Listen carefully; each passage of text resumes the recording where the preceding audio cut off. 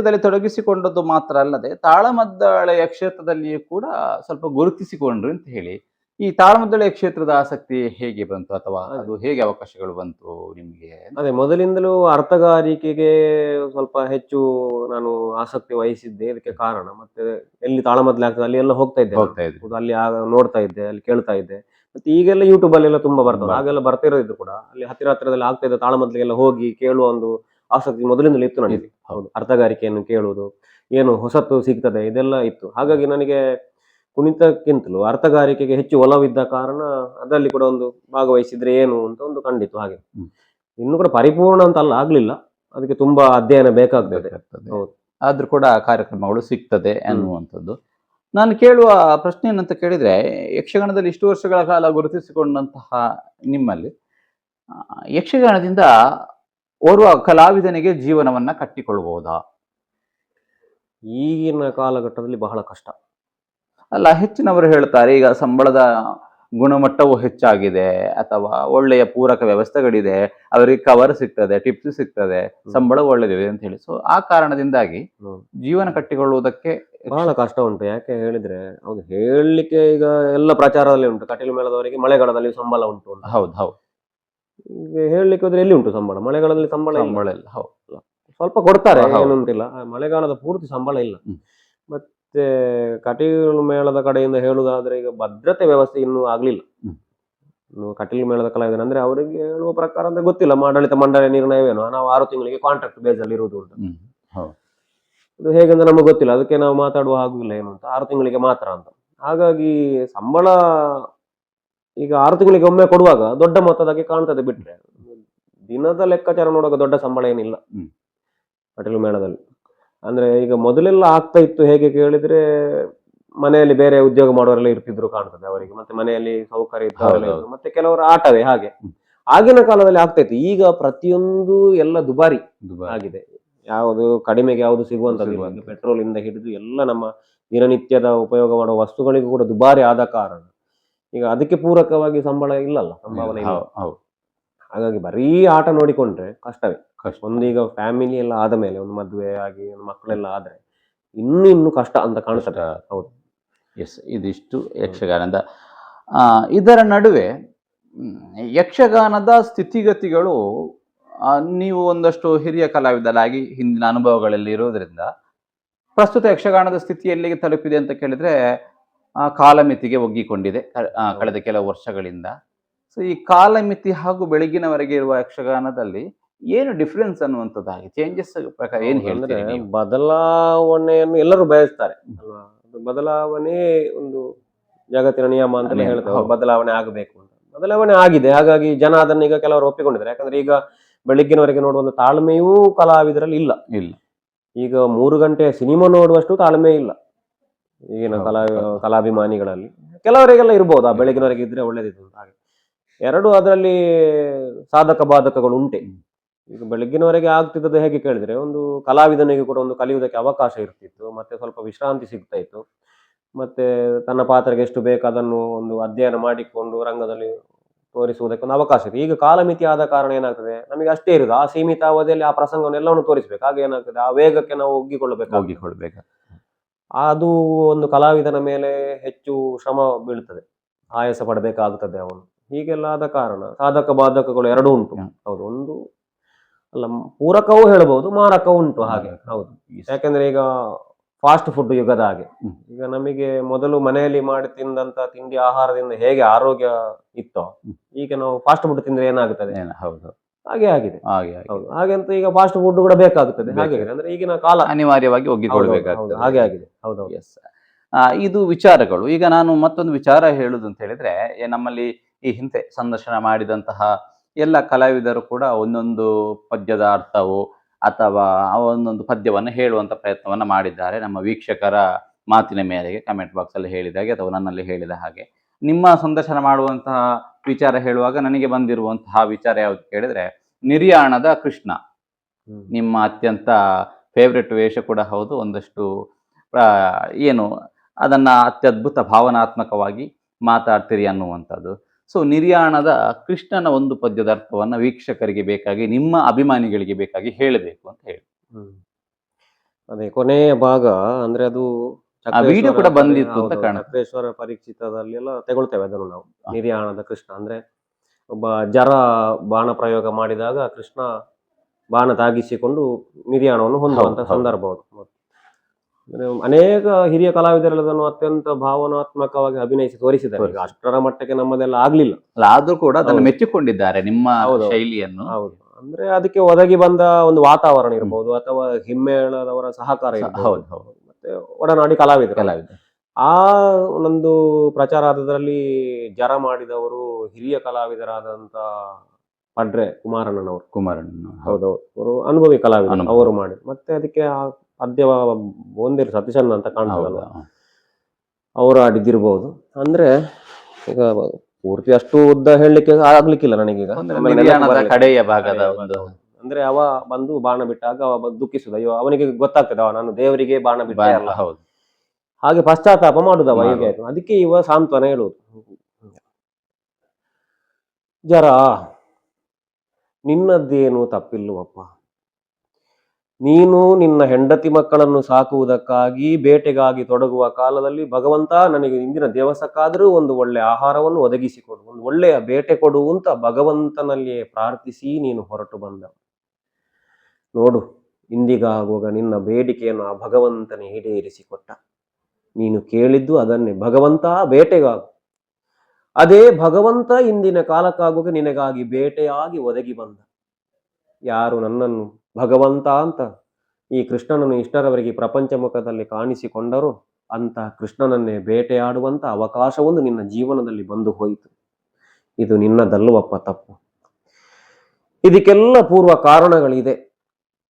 ಹಾಗಾಗಿ ನಾನೇ ಇಂದು ನಿನಗೆ ಬೇಟೆಯಾಗಿ ಒದಗಿ ಬಂದೆ, ನೀನು ಚಿಂತಿಸಬೇಡ, ನೆಮ್ಮದಿಯಿಂದ ಇರು. ಇದೀಗ ಸರಳವಾಗಿ ಹೇಳಿದ್ದು. ಇದಕ್ಕೆಲ್ಲ ಪೂರಕವಾಗಿ ಗಾಂಧಾರಿಯ ಶಾಪ ಮತ್ತೆ ದೂರ್ವಾಸರ ಬ್ರಾಹ್ಮಣ ಉಚ್ಚಿಷ್ಟ ಇದೆಲ್ಲ ಕಥೆಗೆ ಪೂರಕವಾಗಿ ಇರ್ತದೆ. ಯಾಕೆಂದ್ರೆ ಕೃಷ್ಣನಿಗೆ ಯಾಕೆ ಆ ಸಂದರ್ಭದಲ್ಲಿ ನಿರ್ಯಾಣ ಆಗಬೇಕು ಅಂತ ಗಾಂಧಾರಿ ಕೊಟ್ಟ ಶಾಪ ಪುರಾಣದಲ್ಲಿ ಇದೆ. ಮತ್ತೆ ಉಂಗುಷ್ಟದಿಂದಲೇ ಯಾಕೆ ಅವನಿಗೆ ಹೋಗಬೇಕು ಅಂತ ಹೇಳಿದ್ರೆ ದೂರ್ವಾಸ ಉಚ್ಚಿಷ್ಟ. ಅವರು ದೂರ್ವಾಸ ಆತಿಥ್ಯವನ್ನು ಮಾಡುವಾಗ ದೂರ್ವಾಸರು ಉಂಡದನ್ನೆಲ್ಲ ಮೈಗೆಲ್ಲ ಲೇಪಿಸಿಕೊಂಡಾಗ ಕಾಲಿಗೆ ಯಾಕೆ ಲೇಪಿಸಿಕೊಳ್ಳುವುದು, ಅದು ಅವರಿಗೆ ಅಗೌರವಾದೀತು ಅಂತ ಕೃಷ್ಣ ಕಾಲಿಗೆ ಒಂದು ಲೇಪಿಸದೆ ಸುಮ್ಮನೆ ಬಿಟ್ಟಿರ್ತಾನೆ. ಹಾಗಾಗಿ ಅವರು ಶಾಪ ಕೊಡೋದು, ಯಾವ ಭಾಗಕ್ಕೆ ನೀನು ಲೇಪಿಸಿಕೊಳ್ಳಿಲ್ಲ ಅಲ್ಲಿಂದಲೇ ನಿನಗೆ ಮರಣ ಬರಲಿ ಅಂತ ಅವ್ರು ದೂರ್ವ ಶಾಪ ಬಂದು. ಇದೆಲ್ಲ ಇರ್ತದೆ ಕಥೆಯಲ್ಲಿ, ಇದನ್ನೆಲ್ಲ ಹೇಳಲಿಕ್ಕೆ ಉಂಟು ಅದರಲ್ಲಿ. ಎಸ್ ವೀಕ್ಷಕರೇ, ನೋಡಿದ್ರಲ್ಲ, ನಿರ್ಯಾಣದ ಕೃಷ್ಣನ ಭಾಗದ ಒಂದು ಅರ್ಥವನ್ನ ನಿಮಗೋಸ್ಕರ ಹೇಳಿಸಿದ್ದೆ. ನಾನು ಯಾಕೆ ಅಂತ ಕೇಳಿದ್ರೆ, ಈ ಹಿಂದೆ ಚಂದ್ರಶೇಖರ ಧರ್ಮಸ್ಥಳ ಅವರು ಗಣಮಣಿಯ ಪಾತ್ರದ ಅರ್ಥವನ್ನು ಹೇಳಿದ್ದಾರೆ, ಅಮ್ಮುಂಜೆ ಮೋಹನನ ಚಂಡಮಂಡಲ ವರ್ಣನೆಯನ್ನ ಪ್ರತಿ ಕಲಾವಿದರೆಂದು. ಹಾಗಾಗಿ ನಿಮ್ಮಿಂದ ವೀಕ್ಷಕರು ಇದನ್ನ ನಿರೀಕ್ಷಿಸಿದ್ರು, ಸೊ ಅವರಿಗೆ ಖುಷಿಯಾಗಿದೆ ಅಂತ ಹೇಳಿ ಅಂದುಕೊಳ್ತೇನೆ. ಈಗ ಪ್ರಸ್ತುತ ಮುಂಡೇಜಿಯಲ್ಲಿ ನೀವಿರುವಂತದ್ದು, ಮುಂಡೇಜಿಯಲ್ಲಿ ನಿಮ್ಮ ಫ್ಯಾಮಿಲಿ ಬ್ಯಾಕ್ ಗ್ರೌಂಡ್ ಬಗ್ಗೆ ಹೇಳುದಾದ್ರೆ ಈಗ ಯಾರೆಲ್ಲಿದ್ದೀರಿ? ಈಗ ಇಲ್ಲಿ ನಾನು, ನನ್ನ ತಾಯಿ ಮತ್ತೆ ನನ್ನ ಹೆಂಡತಿ. ಮದುವೆ ಜಾಬ್ ಅಲ್ಲಿ? ಹೌದು, ಅವಳು ಪ್ರೈವೇಟ್ ಸ್ಕೂಲಲ್ಲಿ ಟೀಚರ್ ಆಗಿ ಕೆಲಸ ಮಾಡ್ತಿದ್ದಾಳೆ. ಬಂಟ್ವಾಳದವಳು, ಮೂಲತಃ ಬಂಟ್ವಾಳದವಳು. ಮದುವೆಯಾಗಿ 5 ವರ್ಷ ಆಯ್ತು. ಈಗ 2 ತಿಂಗಳ ಮಗು ಇದೆ, ಹೆಣ್ಣು ಮಗು. ಈಗ ಸದ್ಯಕ್ಕೆ ತಾಯಿ ಮನೆಯಲ್ಲಿ ಅಂದ್ರೆ ಈಗ ಹೆರಿಗೆ ಆಗಿ ಅವಿಶ್ರಾಂತಿಯಲ್ಲಿ ಅವಳಿದ್ದಾಳೆ. ಯಕ್ಷಗಾನಕ್ಕೆ ನಿಮಗೆ ಹೇಗೆ ಸಪೋರ್ಟಿವ್ ಆಗಿದ್ದಾರಾ ಅಥವಾ ಯಕ್ಷಗಾನದ ಆಸಕ್ತಿ ಉಂಟಾ?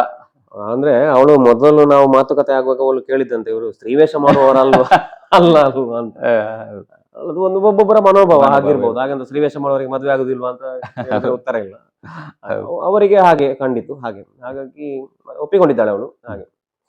ಅದೇ ನನಗೆ ಒಮ್ಮೊಮ್ಮೆ ಕಂಡಿತ್ತು, ಈಗೆಲ್ಲ ಆಗುವಾಗ ನಾವು ದೇವರ ಸೇವೆ ಮಾಡುವವರಿಗೆ ನಮಗೆ ಹೀಗೆಲ್ಲ ಆಯ್ತಲ್ಲ, ಹಾಗಾದ್ರೆ ದೇವರ ಬಲವೇ ಇಲ್ವಾ ನಮಗಿಲ್ಲ ಅಂತ ಹೇಳುವಾಗ, ಮತ್ತೊಂದು ದೃಷ್ಟಿಯಿಂದ ನೋಡುವಾಗ ಆ ದೇವರು ಪರೋಕ್ಷವಾಗಿ ಹೀಗೆ ನಮಗೆ ಸಹಕಾರ ಮಾಡಿದ್ರೆ ಹೇಗೆಂದ್ರೆ, ನನಗೆ ಶಸ್ತ್ರಚಿಕಿತ್ಸೆ ಆಗಬೇಕು ಅಂತಂದ್ರೆ ನನ್ನ ಹೆಂಡತಿಯ ESI ಇಂದಲೇ ಆದದ್ದು. ಹೌದೌದು. ನನ್ನಲ್ಲಿ ಮತ್ತೆ ಬೇರೆ ಆರ್ಥಿಕ ಬಲ ಇಲ್ಲ. ಅಲ್ಲಿ ಹಾಸ್ಪಿಟಲ್ಗೆ ಎಷ್ಟು ಖರ್ಚು ವೆಚ್ಚ ಏನಾಗಿದೆ? ಅದೇ ಅಂದ್ರೆ ನನಗೆ ಬೇರೆ ಬಿಲ್ ಅವರು ತೋರಿಸ್ಲಿಲ್ಲ, ಬರೀ ಒಂದು ಸರ್ಜರಿಯ ಬಿಲ್ ಮಾತ್ರ ತೋರಿಸಿದ್ದಾರೆ. 1,65,000 ಆಗಿದೆ. ಅಷ್ಟನ್ನೆಲ್ಲ ಹೊರಿಸುವಷ್ಟು ಸದೃಢ ಆರ್ಥಿಕ ಬಲ ನಮ್ಮಲ್ಲಿ ಇಲ್ಲ. ಅಂದ್ರೆ ಈಗ ತಲೆಬಿಸಿಯೂ ಅದೇ ನಮಗೆ. ಈಗ ಇನ್ನು 6 ತಿಂಗಳು ಎಲ್ಲಿ ತಿರುಗಾಟ ಮಾಡ್ಲಿಕ್ಕಿಲ್ಲ. ನಮಗೆ ಕಮಿಟ್ಮೆಂಟ್ ಉಂಟು. ಯಾಕಂದ್ರೆ ಒಂದು ಮೊದಲಿದ್ದ ಮನೆಯನ್ನೆಲ್ಲ ತೆಗೆದು ಹೊಸ ಮನೆಯೆಲ್ಲ ಮಾಡಿದ್ದು, ಹೌಸಿಂಗ್ ಲೋನು ಅದೆಲ್ಲ ತುಂಬಾ ಉಂಟು. ಅದನ್ನೆಲ್ಲ ಹೇಗೆ ನಿಭಾಯಿಸುವುದು? ಈಗ ಅವಳು ರಜೆಯಲ್ಲಿದ್ದಾಳೆ, ನಾನು ಇನ್ನು 1 ವರ್ಷ ತಿರುಗಾಟ ಮಾಡ್ಲಿಕ್ಕೆ ಆಗುದಿಲ್ಲ. ಹೀಗೆ ಅಂದ್ರೆ ಅದೇ ಆಸ್ಪತ್ರೆಯಲ್ಲಿ ಇದರೆಲ್ಲ ನೋಡ್ಲಿಕ್ಕೆ ಒಂದು ಅವಳ ESI ಇದ್ದದಕ್ಕೆ ಇದ್ದದ್ರಿಂದ ಸಹಾಯ ನಾನು ಬದುಕಿದೆ. ಹಾಗಾಗಿ ದೇವರು ಆ ರೀತಿಯಾಗಿ ನನಗೆ ಸಹಾಯ ಮಾಡಿದ್ರು ಅಂತ ನಾನೊಂದು ಭಾವಿಸಿದ್ದೆ. ಖಂಡಿತವಾಗಿ. ಇದರ ಜೊತೆಗೆ ನಮ್ಮ ಈ ವಿಡಿಯೋವನ್ನ ಯಾರೆಲ್ಲ ನೀವು ನೋಡ್ತಾ ಇದ್ದೀರಿ, ನನಗೆ ಅವರಲ್ಲಿ ಮಾತಾಡಬೇಕು ಅಥವಾ ಏನಾದರೂ ಅವರಿಗೆ ಸಹಾಯ ಮಾಡಬೇಕು ಅಂತ ನನ್ನ ನಂಬರ್ ಹಾಕಿದ್ದೇನೆ, ವಿಡಿಯೋದಲ್ಲಿ ನಿಮಗೆ ಬರ್ತಾ ಇರ್ತದೆ. ನನಗೆ ಮೆಸೇಜ್ ಮಾಡಿ, ನಾನು ಅವರ ನಂಬರನ್ನ ನಿಮಗೆ ಕೊಡುವಂತ ಪ್ರಯತ್ನ ಮಾಡ್ತೇನೆ. ನೀವು ಅವರ ಜೊತೆನೆ ನೇರವಾಗಿ ಮಾತಾಡಬಹುದು ಅನ್ನುವಂಥದ್ದು. ಸೊ ಹೊತ್ತು ನಮ್ಮೊಂದಿಗೆ ಸಂದರ್ಶನಕ್ಕೆ ನೀವು ನಿಮ್ಮ ಅಮೂಲ್ಯವಾದ ಸಮಯವನ್ನ ಕೊಟ್ಟಿದ್ದೀರಿ. ಕಾರ್ಯಕ್ರಮದ ಕಡೆಯ ಭಾಗವಾಗಿ ನಾವು ಕೇಳುವುದಾದ್ರೆ, ಆ ರವಿಕುಮಾರ ಮುಂಡಾಜೆಯವರು ಮೆಚ್ಚಿಕೊಂಡಂತಹ ಯಕ್ಷಗಾನದ ಕಲಾವಿದರು ಯಾರು ಅಂತ ಹೇಳಿ. ಇವರ ಈ ವೇಷಗಳು ನನಗೆ ಅತ್ಯಂತ ಸ್ಫೂರ್ತಿ ಅಥವಾ ಇವರದ್ದು ನಾನು ಇಷ್ಟಪಟ್ಟಂತಹ ವೇಷ ಅಂತ ಹೇಳುದು ಶೇಖರ್ ಶೆಟ್ಟಿಗಾರ ಕಿನ್ನಿಗೋಳಿ. ಹೌದು. ಆಮೇಲೆ ಸುನ್ನಂಬಳ ವಿಶ್ವೇಶ್ವರ ಭಟ್, ರವಿರಾಜ ಪನೆಯಾಲರವರು, ಆಮೇಲೆ ಚಂದ್ರಶೇಖರ ಧರ್ಮಸ್ಥಳ, ಸಾಲು ಮಾಡಿದ್ರೆ ತುಂಬಾ ಮಂದಿ ಇದ್ದಾರೆ. ಹೌದು, ನನ್ನ ವೇಷಕ್ಕೆ ಇವರನ್ನು ಮೆಚ್ಚು. ತಾಳಮದ್ದಲೆ ಕ್ಷೇತ್ರದಲ್ಲಿ ಯಾರು? ತಾಳಮದ್ದಲೆ ಕ್ಷೇತ್ರದಲ್ಲಿ ಅದು ಹೇಳಲಿಕ್ಕಿಲ್ಲ, ಸುನ್ನಂಬಳ ವಿಶ್ವೇಶ್ವರ ಭಟ್ರು ಮತ್ತೆ ಗಣೇಶ್ ಶೆಟ್ಟಿ ಕನ್ನಡಿಗ. ಹೌದು, ನನಗಿಂತ ಅವರು ಸಣ್ಣವರಾದ್ರೂ ಕೂಡ ಅವರನ್ನು ಅಣ್ಣ ಅಂತಲೇ ಕರೆಯುವುದು ನಾನು, ಗಣೇಶ್ ಅಣ್ಣ ಅಂತ. ಯಾಕಂದ್ರೆ ವಿದ್ವತ್ತಿಗೆ ನಾವು ಯಾವತ್ತು ತಲೆ ಬಾಗಲೇಬೇಕು. ಹೌದು, ಅವರ ವಿದ್ವತ್ತು ಹಾಗೆ. ಪ್ರಸ್ತುತ ಒಳ್ಳೆಯ ತಾಳಮದ್ದಲೆ ಕ್ಷೇತ್ರದಲ್ಲಿ ಗುರುತಿಸಿಕೊಂಡಂತವರು ಅಂತ ಹೇಳಿ. ಯಕ್ಷಗಾನ ಕ್ಷೇತ್ರದಲ್ಲಿ ಅನುಭವಿಯಾದ ಕಾರಣ ನಿಮ್ಮಲ್ಲಿ ಕೇಳುವಂಥದ್ದೇನಂತ ಹೇಳಿದ್ರೆ, ಕಿರಿಯ ಕಲಾವಿದರು ಅಥವಾ ಯಕ್ಷಗಾನ ಕ್ಷೇತ್ರದಲ್ಲಿ ಮತ್ತೆ ನಾವು ಮುಂದುವರಿಬೇಕು, ನಮಗೆ ಯಕ್ಷಗಾನ ಇಷ್ಟ ಅಥವಾ ನಾವು ಬರ್ತೇವೆ ಅಂತ ಹೇಳಿ ಇರುವಂತವರಿಗೆ ಏನು ಕಿವಿ ಮಾತು ಹೇಳೋದಕ್ಕೆ ಇಚ್ಛಿಸ್ತೀರಿ? ಕಿವಿ ಮಾತು ಅಂದ್ರೆ ಅವರ ಆಸಕ್ತಿಯೇ ಮೊದಲು ಬೇಕಾಗಿರುವಂತದ್ದು. ಈಗ ಇನ್ನೊಬ್ಬರು ಹೇಳಿ ಇನ್ನೊಬ್ಬರ ಒತ್ತಾಯಕ್ಕೆ ಬಂದ್ರೆ ಏನು ಸಾಧಿಸಲಿಕ್ಕೆ ಕಷ್ಟ ಆಗ್ತದೆ. ಯಾಕಂದ್ರೆ ಅವರ ಆಸಕ್ತಿಯೇ ಪ್ರಧಾನವಾಗಿ ಬೇಕಾಗಿರುವಂತದ್ದು. ಅವರ ಆಸಕ್ತಿ ಇದ್ರೆ ಆಗ ಇನ್ನೊಬ್ರು ಕೊಡುವುದಕ್ಕೂ ಮನ ಮಾಡ್ತಾರೆ. ಈಗ ಒಬ್ಬನಿಗೆ ಆಸಕ್ತಿ ಇಲ್ಲ ಅಂತಂದ್ರೆ ಇನ್ನೊಬ್ರು ಹೇಳಿಕೊಡ್ಲಿಕ್ಕೆ ಬರುವುದಿಲ್ಲ. ಹಾಗಾಗಿ ಅವರ ಆಸಕ್ತಿಯಿಂದಾಗಿ ಬಂದ್ರೆ ಬೆಳಿಬಹುದು, ಅವಕಾಶ ಉಂಟು. ಹಾಗೆ ನೀವು ಪುಂಡು ವೇಷದಲ್ಲಿ ಗುರುತಿಸಿಕೊಂಡಂತವರು, ಪುಂಡು ವೇಷದಲ್ಲಿ ಪ್ರಧಾನವಾಗಿ ಗುರುತಿಸಿಕೊಂಡಂತವರು ಕಾರಣ ರಂಗದಲ್ಲಿ ಪುಂಡು ವೇಷದ ಕಲಾವಿದರು ಅನುಸರಿಸಬೇಕಾದಂತಹ ಒಂದಷ್ಟು ವಿಚಾರಗಳನ್ನ ಹೇಳುವುದಾದ್ರೆ ಏನು ಹೇಳ್ತೀರಿ? ಅಂದ್ರೆ ಪುಂಡು ವೇಷಧಾರಿ ಅಂದ್ರೆ ಪ್ರಧಾನ ಪುಂಡು ವೇಷಧಾರಿಗೆ ಇಡೀ ಕತೆ ಗೊತ್ತಿರ್ಬೇಕಾಗುತ್ತದೆ. ಯಾಕಂದ್ರೆ ಒಂದು ಪ್ರಧಾನ ಕಥಾನಾಯಕನ ಪಾತ್ರ ಎಲ್ಲ ಮಾಡುವಂಥದ್ದು ಹೆಚ್ಚು ಬರುವಂತದ್ದು. ಅವನಿಗೆ ಬರೀ ಅವನ ಪಾತ್ರದ ಬಗ್ಗೆ ಮಾತ್ರ ತಿಳಿದುಕೊಂಡ್ರೆ ಸಾಕಾಗುವುದಿಲ್ಲ. ಆ ಕಥೆಯ ಹಿಂದೆ ಏನು, ಆ ಕತೆ ಮುಂದೆ ಏನಾಗುತ್ತದೆ, ಆ ಪಾತ್ರ ಮುಂದೆ ಏನಾಗಲಿಕ್ಕೆ ಉಂಟು, ಹಾಗೆ ಪ್ರತಿ ಕಥೆಯನ್ನು ನೋಡಿಕೊಂಡು ಮತ್ತೆ ಎದುರು ಪಾತ್ರ ಹೇಗಿರ್ತದೆ, ಅವನ ಎದುರಿಗೆ ಬರುವ ಪಾತ್ರ ಹೇಗಿರ್ಬೇಕು, ಇದೆಲ್ಲ ಸಮಗ್ರವಾಗಿ ತಿಳಿದ್ರೆ ಮಾತ್ರ ಒಂದು ಪುಂಡು ವೇಷಧಾರಿ ಒಂದು ಸಮರ್ಥವಾಗಿ ಪಾತ್ರ ಮಾಡಬಹುದು. ಬರೀ ಅವನದನ್ನೇ ನೋಡಿಕೊಂಡು ಹೋದ್ರೆ ಪಾತ್ರ ಬಿದ್ದು ಹೋಗ್ತದೆ. ಯಾಕಂದ್ರೆ ಎದುರಿನವ ಏನು ಮಾತಾಡ್ತಾನೆ ಅಥವಾ ಮುಂದೆ ಆಗಬೇಕಾದ ಕತೆ ಹಿಂದೆ ಹೇಳುವ ಹಾಗಿಲ್ಲ. ಈಗ ಇಂಥದ್ದೆಲ್ಲ ಇರ್ತದೆ. ಹಾಗಾಗಿ ಪರಿಪೂರ್ಣವಾಗಿ ಅಧ್ಯಯನ ಮಾಡಿದ್ರೆ ಮಾತ್ರ ಒಂದು ಪುಂಡು ವೇಷವಾಗಿ ಸಮರ್ಥವನ್ನು ಮಾಡಬಹುದು. ಕುಣಿತದಲ್ಲಿ ಹೇಳುವುದಾದ್ರೆ ಈಗಿನ ಯುವಕರಿಗೆ ಏನು ಹೇಳ್ತೀರಿ? ಕುಣಿತ ಅಂದ್ರೆ ಬರೀ ಕುಣಿತವೇ ಆಗಬಾರ್ದು. ಕುಣಿತದ ಜೊತೆ ಮಾತುಗಾರಿಕೆಗೂ ಸ್ವಲ್ಪ ಗಮನ ಕೊಡಬೇಕಾಗುತ್ತದೆ. ಬರೀ ಕುಣಿತ ಆದ್ರೆ ಬರೀ ಕುಣಿತಕ್ಕಷ್ಟೇ ಸೀಮಿತ ಅಂತ ಆದಿತ್ತು. ಹಾಗಾಗಿ ಯಕ್ಷಗಾನ ಅಂತ ಹೇಳಿದ್ರೆ ಹಾಗೆಲ್ಲ ಎಲ್ಲವೂ ಉಂಟು ಅದರಲ್ಲಿ. ಹಾಗೆ ನೃತ್ಯ ನಾಟ್ಯ ಹೀಗೆಲ್ಲವೂ ಸೇರಿಕೊಂಡ ಕಾರಣವೇ ಯಕ್ಷಗಾನ. ಅದರಲ್ಲಿ ಆಂಗಿಕ, ಆಹಾರ್ಯ, ವಾಚಿಕ, ಅಭಿನಯ ಇದೆಲ್ಲ ಸೇರ್ತದೆ. ಎಲ್ಲದಕ್ಕೂ ನಾವು ಗಮನ ಕೊಡ್ಲೇಬೇಕಾಗ್ತದೆ. ಹೌದು. ಇಷ್ಟು ವರ್ಷ ಯಕ್ಷಗಾನ ಸೇವೆಯನ್ನ ಮಾಡಿದಂತಹ ರವಿಕುಮಾರ್ ಮುಂಡಾಜೆ ಅವರಿಗೆ ಒಂದು ವಿಚಾರ ಅತ್ಯಂತ ದುಃಖದಾಯಕ ವಿಚಾರ ಆಗಿ ನನಗೆ ಆಗಿದೆ ಅಂತ ಹೇಳೋದಾದ್ರೆ, ಯಕ್ಷಗಾನ ಕ್ಷೇತ್ರದಲ್ಲಿ ಯಾವ ವಿಚಾರದಲ್ಲಿ ನನಗೆ ಈ ವಿಚಾರ ತುಂಬಾ ನೋವಾಗಿದೆ ಅಂತ ಹೇಳೋದಾದ್ರೆ ಏನು ಹೇಳ್ತಾರೆ? ಕೆಲವು ಉಂಟು, ತುಂಬಾ ಆಗಿದೆ. ಈಗ ಮೊದಲು ಹೇಳೋದಾದ್ರೆ ಕೇಂದ್ರದಿಂದ ಹೇಳಲಿಕ್ಕೆ ಬಂದ್ರೆ, ಕೇಂದ್ರದಲ್ಲಿ ನಾವಿರುವಾಗ ನಡೆದ ಒಂದು ಘಟನೆ, ಒಂದು ದನ ನಮ್ಮ ಕಣ್ಣ ಮುಂಭಾಗದಲ್ಲಿ ಸಾಯ್ತದೆ. ಇದಕ್ಕೆ ಕಾರಣ ಏನು ಅಂತ ಹೇಳಿದ್ರೆ, ನಮ್ಗೆ ಕೇಂದ್ರ ಆಗ್ತಿರುವಾಗ ಅಲ್ಲಿ ಒಂದು ಎಲೆಕ್ಟ್ರಿಕ್ ಅರ್ಥ ತಂತಿ ಬಂದು ಒಂದು ಜಂಕ್ಷನ್ ಬಾಕ್ಸ್ಗೆ ಇಟ್ಟಿದ್ರು.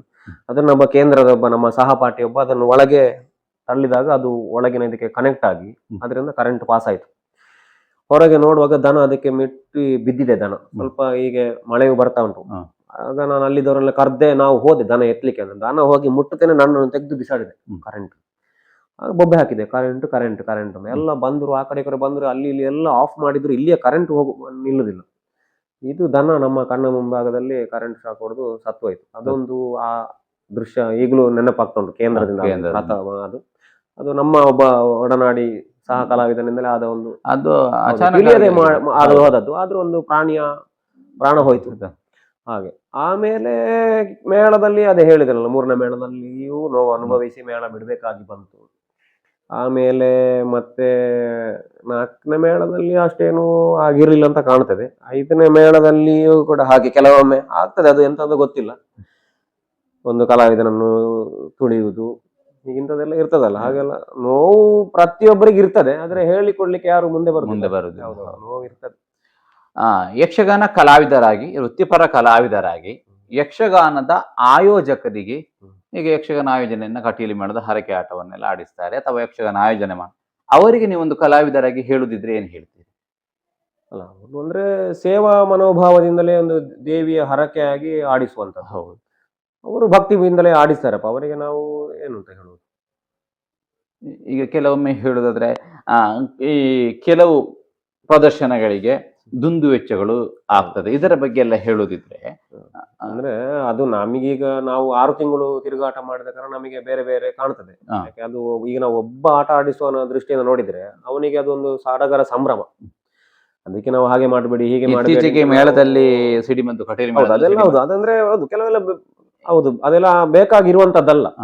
ಅದೀಗ ಆರೋಗ್ಯದ ದೃಷ್ಟಿಯಿಂದ ನೋಡಿದ್ರು ಕಷ್ಟವೇ ಅದು. ಕಷ್ಟ. ಹಾಗಾಗಿ ಆದ್ರೆ ಅವನಿಗೆ ಏನಾಗ್ತದೆ ಕೇಳಿದ್ರೆ ಒಂದು ದಿವಸದ ಆಟ. ಹೌದು. ಹಾಗಾಗಿ ಅವನಿಗೆ ಅದು ಕಟೀಲು ದೇವಿಯೇ ಮನೆಗೆ ಬರ್ತಾರೆ ಅಂತ ಹೇಳಿದ್ರೆ ಹೌದು. ಅದು ಹೇಗೆ ಕೇಳಿದ್ರೆ, ಒಂದು ಕಡು ಬಡತನವನ್ನು ಅನುಭವಿಸುತ್ತಿದ್ದವನಿಗೆ ಒಂದು ಸಂಪತ್ತು ಸಿಕ್ಕಿದ್ರೆ ಹೇಗೆ ಆಗ್ತದೆ ಅಂತ ಒಂದು ಅನುಭವ ಅವನಿಗೆ ಆಗುತ್ತೆ. ಅನುಭವ. ಕಟೀಲು ಮೇಳದ ದೇವರೇ ನಮ್ಮ ಮನೆಗೆ ಬರ್ತಾನೆ, ಆ ಸಡಗರ ಸಂಭ್ರಮವನ್ನು ಹೇಗೆ ವ್ಯಕ್ತಪಡಿಸುವುದು ಗೊತ್ತಾಗುದಿಲ್ಲ. ಹಾಗಾಗಿ ಅದೆಲ್ಲ ಕೆಲವೊಮ್ಮೆ ಆಗಿ ಹೋಗ್ತದೆ, ಕೆಲವೊಮ್ಮೆ ಅದು ತಿಳಿದು ಮಾಡುವುದಲ್ಲ ತಪ್ಪೆಲ್ಲ, ಕೆಲವೆಲ್ಲ ಅದು ತಿಳಿಯದೆ ಆಗಿ ಹೋಗ್ತದೆ. ಅದಕ್ಕೆ ಅದನ್ನೆಲ್ಲ ಈಗ ಮೇಳದಿಂದಲೇ ಅದಕ್ಕೆ ವ್ಯವಸ್ಥೆ ಮಾಡಿದ್ದಾರೆ. ಸುಡು ಮದ್ದೆಲ್ಲ ಮಾಡಬಾರ್ದು. ಅದಕ್ಕೆ ಅದನ್ನೆಲ್ಲ ಈಗ ಅನುಸರಿಸ್ತಾ ಇದ್ದಾರೆ ಕೆಲವು ಕಡೆ. ಇದು ಎಲ್ಲರಿಗೂ ಒಳ್ಳೇದು ಅಂತ ಹೇಳಿ. ಹೌದು, ಎಲ್ಲರಿಗೂ ಒಳ್ಳೇದು. ಈಗ ಅದೆಲ್ಲ ದುಂದು ವೆಚ್ಚ, ಅದೆಲ್ಲ ಅದರಿಂದಲೇ ಆಟ ಅಂತಲ್ಲ, ದುಂದು ವೆಚ್ಚವು ಮತ್ತೆ ಈ ದೇವಿ ಪ್ರತ್ಯಕ್ಷದ ಭಾಗದಲ್ಲಿ ಆಗ ಈ ಕೆಲವೆಲ್ಲ ಪ್ರೇಕ್ಷಕ ವರ್ಗಕ್ಕೂ ಸಮಸ್ಯೆ ಆಗ್ತದೆ. ಈಗ ರಂಗಸ್ಥಳ ಹೆಚ್ಚು ಹೂವೆಲ್ಲ ಹಾಕಿದ್ರೆ ಅಲ್ಲಿ ದೇವಿ ಪ್ರತ್ಯಕ್ಷ ಆಗೋದು ಕಾಣುವುದಿಲ್ಲ. ಈಗ ಅಲ್ಲಿ ಆ ಕಡೆ ಸುಡುಮದ್ದೆಲ್ಲ ಇದ್ರೆ ಆ ಗೊಂದಲಕ್ಕೆ ಏನು ಅರ್ಥ ಮಾತಾಡ್ತಾರೆ, ದೇವಿ ಪ್ರತ್ಯಕ್ಷ ಆಗುವಾಗ ಮಾತಾಡೋದು ಕೇಳುವುದಿಲ್ಲ. ಹೌದು, ಯಾಕಂದ್ರೆ ದೇವಿ ಪ್ರತ್ಯಕ್ಷ ಎನ್ನುವ ಭಾಗವೇ ಒಂದು ಭಕ್ತಿಯ ಭಾಗ. ಹೌದು. ಆ ಭಕ್ತಿ ತುಂಬಿದ ಭಾಗಕ್ಕೆ ಅಲ್ಲಿ ಆ ಕಡೆಯಿಂದ ಏನಾದ್ರೂ ಅಡಚಣೆ ಆದ್ರೆ ಆಗ ಮನಸ್ಸು ಬೇರೆ ಕಡೆ ಹೋಗ್ತದೆ. ಹೀಗೆಲ್ಲ ಆಗ್ತದೆ. ಇದಿಷ್ಟು. ಇನ್ನು ಕಡೆಯದಾಗಿ ಹೇಳುದಿದ್ರೆ, ನಿಮ್ಮ ಅಭಿಮಾನಿ ವರ್ಗಕ್ಕೆ ಅಥವಾ ನಿಮ್ಮ ವೇಷವನ್ನೇ ಇಷ್ಟಪಡುವಂತಹ ಒಂದು ವರ್ಗ ಇರ್ತದೆ, ಅವರಿಗೆ ಏನು ಹೇಳುವುದಕ್ಕೆ ಇಚ್ಛಿಸ್ತೀರಿ? ಅಭಿಮಾನಿಗಳು ಪ್ರತಿಯೊಬ್ಬರಿಗೂ ಬೇರೆ ಬೇರೆ ವಿಭಾಗದ ಅಭಿಮಾನಿಗಳು ಇರ್ತಾರೆ. ಅಂದ್ರೆ ಕೆಲವರಿಗೆ ನಿಮ್ಮ ವೇಷದ ಅಭಿಮಾನಿ ವರ್ಗ. ಹೌದು, ಅಭಿಮಾನಿಗಳಿಗೆ ನಮಗೆ ಪೂರ್ತಿ ಯಕ್ಷಗಾನ ಗೊತ್ತಿರುವುದಿಲ್ಲ. ಅವರಿಗೆ ಕೆಲವರಿಗೆಲ್ಲ ನಮ್ಮ ಮಾತು ಇಷ್ಟ ಆಗಿರ್ತದೆ, ಕೆಲವರಿಗೆ ನಮ್ಮ ಕುಣಿತ ಇಷ್ಟ ಆಗಿರ್ತದೆ, ಕೆಲವರಿಗೆ ನಾವು ಕಟ್ಟಿಕೊಂಡ ವೇಷಭೂಷಣ ಇಷ್ಟ ಆಗಿರ್ತದೆ. ಹೀಗೆ ಬೇರೆ ಬೇರೆ ತೆರನಾಗಿ ಅಭಿಮಾನಿಗಳು ಇರ್ತಾರೆ. ಈಗ ನನಗೂ ಇದ್ದಾರೆ, ಇಲ್ಲ ಅಂತಲ್ಲ, ಅಭಿಮಾನಿಗಳು ತುಂಬಾ ಇದ್ದಾರೆ. ಹೌದು, ಹಾಗಾಗಿ ಅವರಿದ್ರೆ ನಾವು ಅಂತ ಹಾಗೆ ಅಲ್ವಾ. ಈಗ ನಾವು ಒಂದು ಕಲಾ ಪ್ರದರ್ಶನವನ್ನು ಮಾಡುವಾಗ ನಮಗೆ ಪ್ರೋತ್ಸಾಹಕ ಸಿಕ್ಕಿದಾಗ ಅಲ್ವಾ ನಮಗೆ ಕೂಡ ಏನಾದ್ರೂ ಇನ್ನು ಈ ರಂಗದಲ್ಲಿ ಏನಾದ್ರೂ ಸಾಧನೆ ಮಾಡಬೇಕು ಅಂತ ಅನ್ನಿಸುವುದು.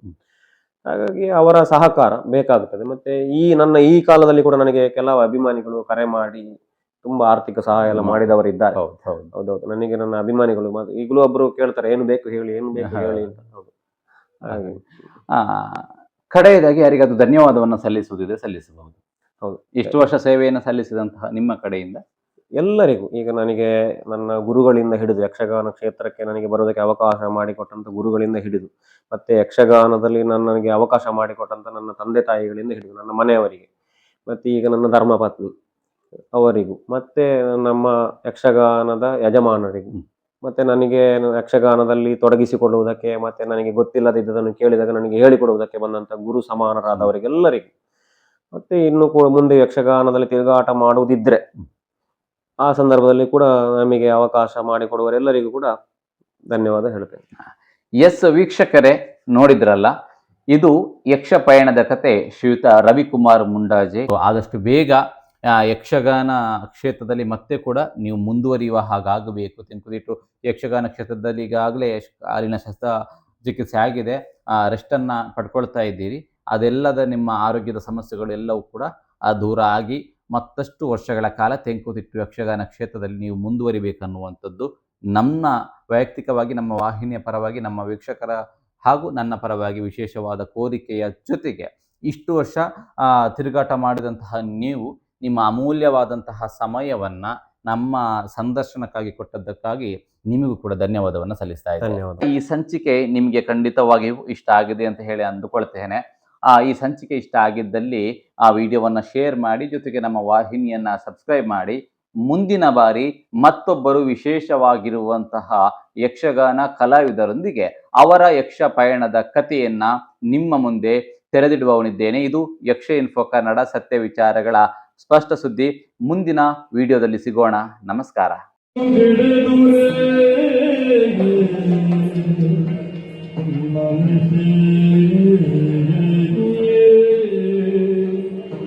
ಕೃಷ್ಣಾಯ ವಾಸುದೇವಾಯ ದೇವಕೀ ನಂದನಾಯ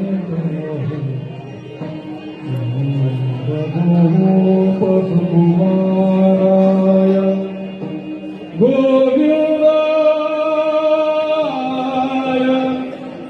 ನಮೋ ನಮಃ.